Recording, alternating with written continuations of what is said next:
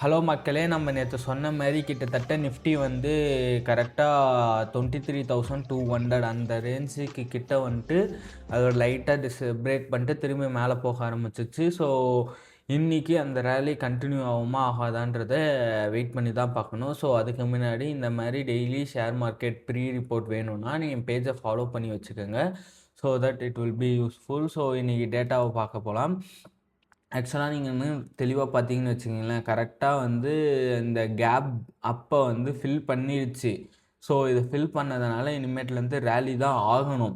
But global கியூஸ் வந்து அந்தளவுக்கு எதுவுமே பாசிட்டிவாக இல்லை. அதனால் செல்லிங் ப்ரெஷர் வரதுக்கான வாய்ப்புகள் இருக்குதுன்னு தான் நான் நினைக்கிறேன். ஏன் பார்த்தீங்கன்னா ஈரான் யூஎஸ் இவங்க பிரச்சனை திரும்பி ஆரம்பிச்சிருச்சு. ஸோ அதனால் அது ஒரு நெகட்டிவ் பாயிண்ட்டாக நான் பார்க்குறேன். அதுவும் இல்லாமல் ஆனால் பார்த்தீங்கன்னா பெட்ரோல் ப்ரைஸ் திரும்பி குறைஞ்சிருக்குது. அதாவது என்ன நடக்குது, எந்த பர்ஸ்பெக்டிவில் ஓப்பன் ஆகுது, எந்த பர்ஸ்பெக்டிவில் க்ளோஸ் ஆகுதுன்னே தெரியல. நேற்று இந்த அளவுக்கு ரேலி ஆனதுக்கு முக்கிய காரணம் வந்து இந்த கேப் அப்பை வந்து ஃபில் பண்ணிடுச்சு. ஸோ அதனால் டெக்னிக்கலாக மேலே போகுதுன்னு ஒரு ரீசன் இருந்தாலும், ஒரு பக்கம் மார்க்கெட் என்ன சொல்கிறாங்கன்னா, நேற்று ஒரு நியூஸில் வந்து ஒரு ரிப்போர்ட் வந்துருக்குது. அந்த ரிப்போர்ட் பிரகாரம் பார்த்தீங்கன்னா எஸ்டிடிடியை ரிமூவ் பண்ண போகிறாங்கன்ற மாதிரி சொல்லியிருந்தாங்க. அதனால தான் மார்க்கெட் மூவ் ஆச்சுன்ற மாதிரி சொல்கிறாங்க.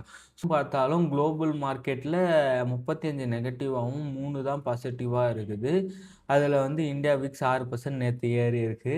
ஸோ இயர் ஆன் இயர் வந்து எல்லாமே நெகட்டிவாக தான் அங்கே இருக்குது. நாஸ்டாக் வந்து நேற்று பார்த்தீங்கன்னு வச்சுக்கோங்க, கிட்டத்தட்ட என்விடியா வந்து 3% கிராஷ். ஆனால் என்விடியாவோட அதே ஏஹெச்எஃப் மேனுஃபேக்சரிங் தான் வந்து ஏஎம்டி, இவங்க வந்து 4% ப்ராஃபிட்டு. ஸோ அதாங்க மார்க்கெட் இன்றைக்கி வந்து கன்சாலிடேட் பண்ணுறதுக்கான வாய்ப்புகள் தான் இருக்குது. ஸோ தேங்க்யூ ஃபார் வாட்சிங். Have a nice day.